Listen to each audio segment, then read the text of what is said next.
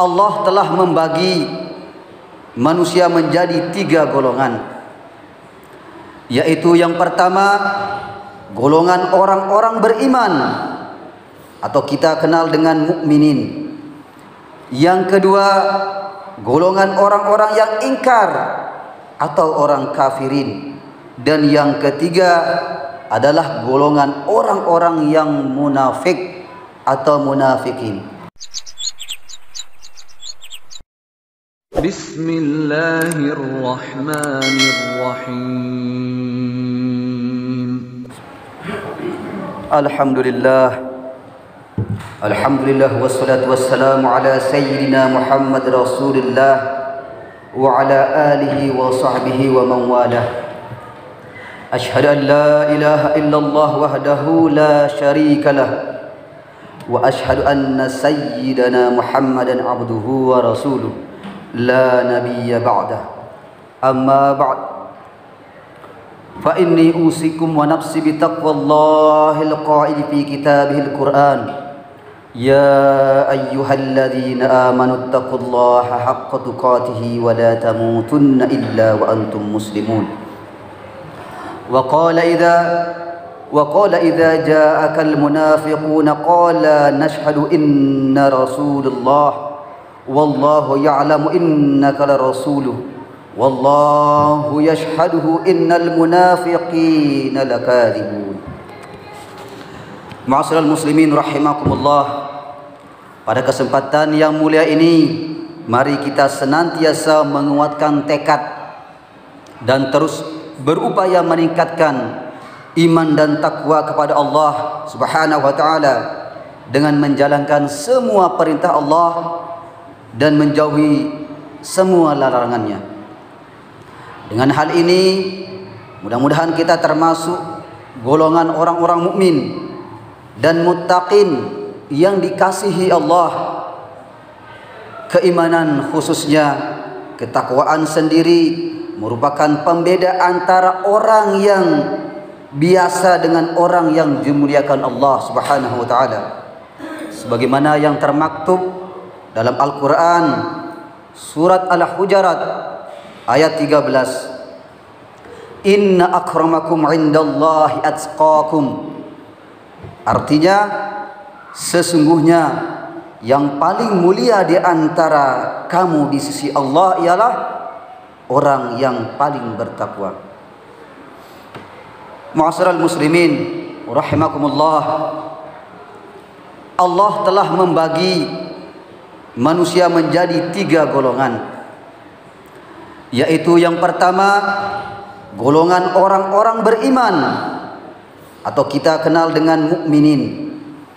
Yang kedua golongan orang-orang yang ingkar atau orang kafirin. Dan yang ketiga adalah golongan orang-orang yang munafik atau munafikin. Pembagian ini mengarahkan kita untuk menghindari sikap ingkar atas segala perintah Allah, dan jangan sampai kita tergolong orang kafir ataupun sikap iman dan takwa namun hanya di mulut saja dengan mengatakan patuh kepada Allah, namun pada faktanya tidak menjalankan apa yang diperintahnya, sehingga kita menjadi orang munafik. Jika kita merasa ada ketidaksesuaian antara ucapan dan perbuatan, maka kita harus cepat bermuhasabah atau menilai diri kita sendiri. Jangan-jangan ada bibit kemunafikan dalam diri kita. Dalam hadis Rasulullah sallallahu alaihi wasallam yang diriwayatkan oleh Imam Bukhari disebutkan, ayatul munafiqun salatun idza haddatsa kadzab wa idza wa'ada akhlaf wa idzal utimana khan. Tanda-tanda orang munafik ada 3. Ketika dia berbicara ia dusta, ketika berjanji ia mengingkari, dan ketika ia diberi amanah ia berkhianat. Hadis ini bisa kita melakukan introspeksi diri kita dengan melihat apakah ada tiga sifat ini dalam diri kita. Apakah jika kita berbicara kita sering melakukan kedustaan? Apakah kita ketika kita berjanji pada seseorang dan juga pada diri kita sendiri kita sering mengingkarinya?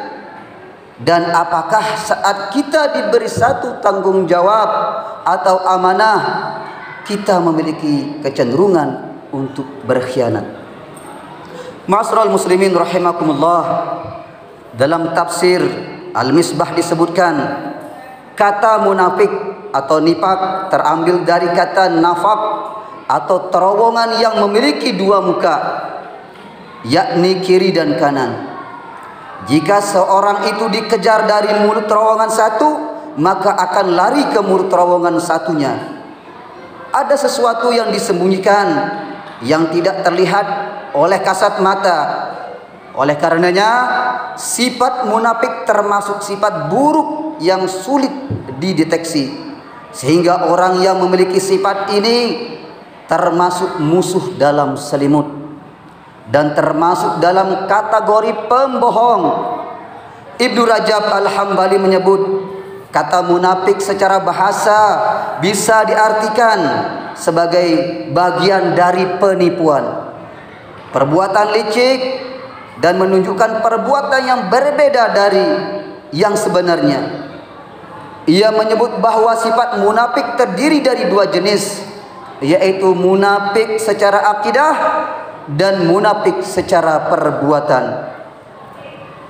Orang yang mengatakan bahwa ia termasuk golongan orang yang beriman, saya beriman, saya Islam, padahal sebenarnya ia mengingkari seluruh apapun sebagian dari ajaran Islam, maka ini termasuk munafik secara akidah.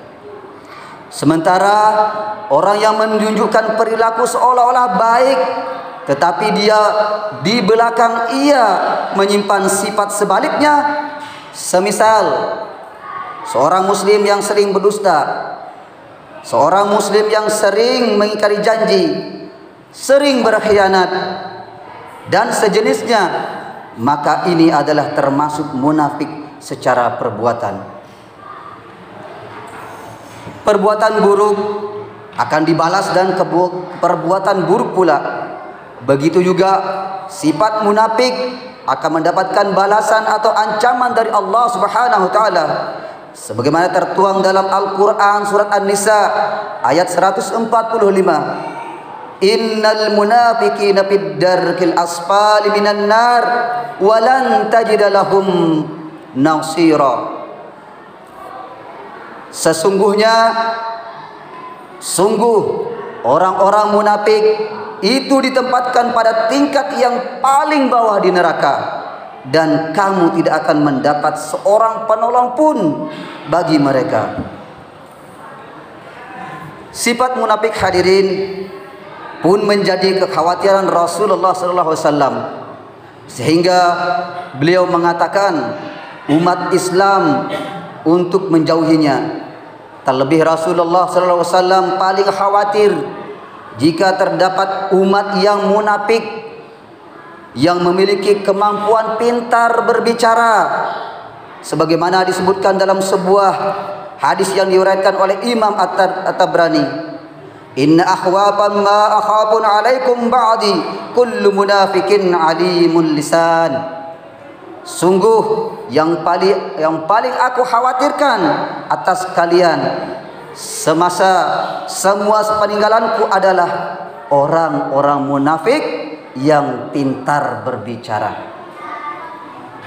Ma'asyiral muslimin rahimakumullah, dari uraian ini semoga kita bukan termasuk golongan orang-orang munafik akidah dan juga bukan orang munafik secara perbuatan. Semoga Allah Subhanahu wa taala senantiasa memberikan petunjuk bagi kita untuk senantiasa menjadi jiwa-jiwa yang memiliki hati dan pikiran yang bersih dan mampu terhindar dari siksa dan balasan api neraka yang pedih. Semoga kita terhindar dan dijauhkan dari perilaku berkata dusta, Perilaku berjanji tapi mengkhianati. Perilaku diberi amanah tapi berkhianat. Amin ya rabbal alamin. Barakallahu lakum fil Qur'anil azim wa nafa'ani wa iyyakum bima fihi minal ayat waz zikril hakim. Aqulu qawli hadza fastaghfirullahal azim innahu huwal ghafurur rahim.